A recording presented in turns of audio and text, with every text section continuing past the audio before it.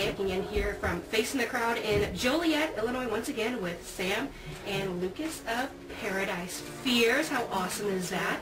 Now, could you guys just tell us like who you are for people that may not know who you are and what you do? Yeah, I'm Sam and I sing. I'm Lucas and I play drums. Fair enough. Now, you guys have been pretty busy lately, correct? I know, Lucas, I talked to you a little bit. You were out in Los Angeles. You got a third album in the works, correct? Yep. Third album, first album, fifth album. It's every band keeps making albums until one does really, really well, and then that's their first album. So we are in the process of making our first album. All right, fair enough. I can handle that. Now, what can your fans? I know you guys have got pretty a cult following from what I can tell. I've known you guys for almost a year now. Is that what? I don't know what qualifies as a cult. I don't think they would kill themselves for us. If we wanted, well, from your perspective, that would be. I would hope they wouldn't. Yeah, but no, we have an excellent following. But okay, so what would your Turtles expect from your third album that you haven't had on the first or the previous ones?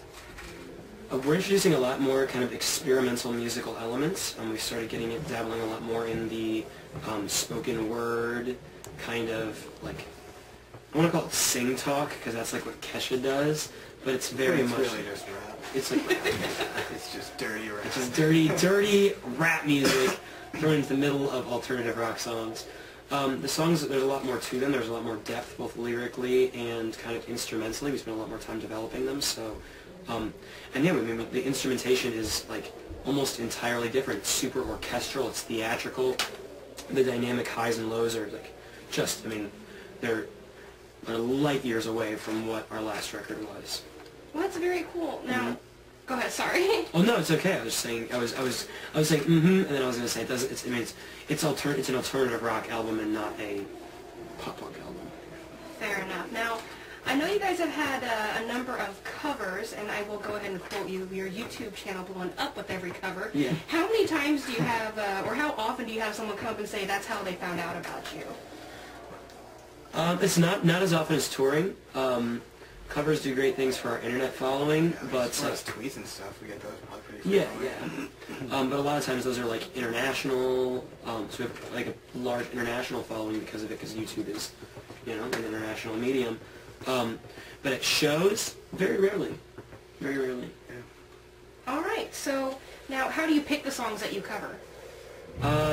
We wrote the name of every song that's ever existed in the entire world and put them in a hat, and then Lucas digs his face in there and licks one. So we're shopping for songs. Yep.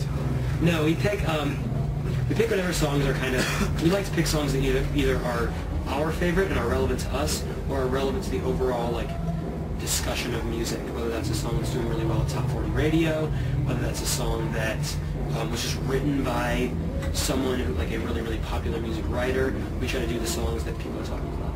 All right, now seeing the success that Paradise Fears has had, and with you guys being so young, what kind of keeps you guys grounded as well as you are? Because I've seen you guys a couple times now. We're kind of from like a different, like I think being from South Dakota kind of keeps us grounded. It keeps everything out of its perspective. We've got great family and stuff like that. And I think like I'm very excited about where we are, but I think you need to, as long as you're always looking ahead at how much bigger there is out there than you, then like when we were like super small and nobody listened to our band, we would look at like other local bands that had followings and we'd be like, oh man, those guys are awesome, like let's aspire to that. And then we got there, and then you keep looking like up the chain until you're Bono, then when you are number there's one. always someone bigger than you until you're Bono, and once you're Bono, then I guess I don't know. Like then you start saving the world. Fuck being grounded, man. Bono's allowed to be as cocky as he wants. He's fucking Bono. Now, you guys are currently on tour with Go Radio. Mm-hmm. I'm sure it's been epic sharing a stage with them. I want to know, do you guys have any embarrassing stage moments from any tours? Yeah, I mean, I have. I called Buffalo, New York, Toronto, Ontario, which was a sad moment because nobody likes being referred to as Canada. Even Canada. Even Canada. Stoked on that. I'm like, what's up, Toronto? They're like, Even don't in say Toronto. our name. Yeah. Come on, man. Like, come on. Stop reminding me. No, I actually like Canada. But that was an embarrassing moment because I didn't realize I had done it, and everyone in the crowd was like, fuck you. Get that kid off stage. Fuck you, go back to Canada, you asshole. I also ripped my pants like straight down the center one time, which is such a generic, embarrassing moment, but it like actually was like really embarrassing. See, it's only mortifying if you don't have anything underneath. I didn't. No.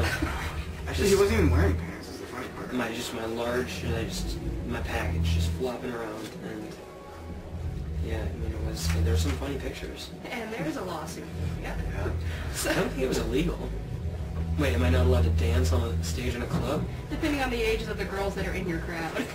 Well, there wasn't hardly anybody there, was the thing. It was like a really Okay, then. Nobody's tour. wearing. Yeah. It was a very early on tour. I'm glad I got that out of the way.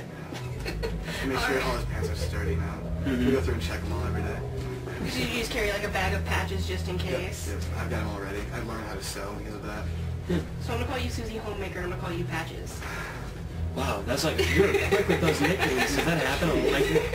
Have you given those out before, or is this like the Actually, original no. nickname? No, I always wanted a nickname like Patches I or want to be Susie. Specs. Specs. Yeah, I want to be I can dig Specs. Well, we are called Face in the Crowd, and so we kind of like to know what takes someone from being just that face in the crowd to someone that has a name and a face and you recognize from time to time when you see them. What makes them stand out to you? I don't think there's any like tangible formula. I think we try our hardest to do it with as many people as possible, and obviously it's not entirely feasible. But there are like, we do like the private part. We play private parties sometimes, and usually it's a lot easier to remember the people we've played. If we played in your home, like it's easier for us to remember you. People who say and do like ridiculous things. But then they usually get remembered as, remember that time that girl did this? It was crazy. Remember that time, yeah. That was crazy. That was crazy. Do you remember that time that girl did that crazy thing? And That was wherever she did that? That was crazy. What a crazy girl. She was so crazy. It was crazy. Evidently she was crazy. No, I mean, I think I don't like to think of anybody as like a face in the crowd per se. Yeah. Everybody's got their own unique experiences and their little story behind them. Although frequently you do, when you look out at a crowd, you usually just see faces in the crowd. Yeah. You should start telling everyone to write their name on their forehead. So I suppose to When they logically connect. answer that question, the way that you become not just a face in the crowd is you leave the crowd. Absolutely. Or you cut off your face. Yeah, scratch all that answer before. Yeah, Just exactly. Leave the crowd. Exactly. Fuck the sentimental bullshit. You slice off your face.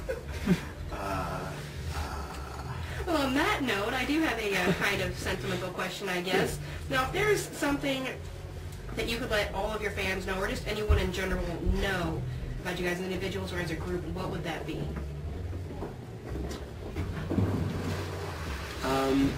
Well, that's an interesting question for us because, like you said, we have like a very loyal, cultish following, and they know everything about us. Like, it's crazy. They know like more about. I made this joke the other day about this girl who knows so much about me. Like, I think she knows more about me than I know about myself. Like, I'll be like at the DMV and I'll be like, God, how tall am I? And I like tweet her, like, how tall am I? She's like, well, 5'11", but 5'11 and a half, and you wear those Converse. I'm like, What with the extra heel on? yeah. So it's hard to like say something like, what don't you know about us? I don't know. I like letting people know that we're trying as hard as we can to be all that we can be, and we hope they're connecting with what we're doing. Fair enough. All right. Well, I think that just about does it. Thanks for hanging out with me, guys. I know it was Absolutely. a Of short course. interview, but I No, it's appreciate fine. it. I appreciate it as well. Now, if you have not heard of Paradise Fears, first of all, shame on you. Second of Shame all... on you. Shame on you. For shame.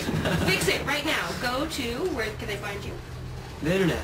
The internet. Search Google Paradise Fears. Just type it into any box on an internet screen, and probably you'll find a way to us. Just not that one with the 3 Google letters it, that are all the same. Facebook it, YouTube.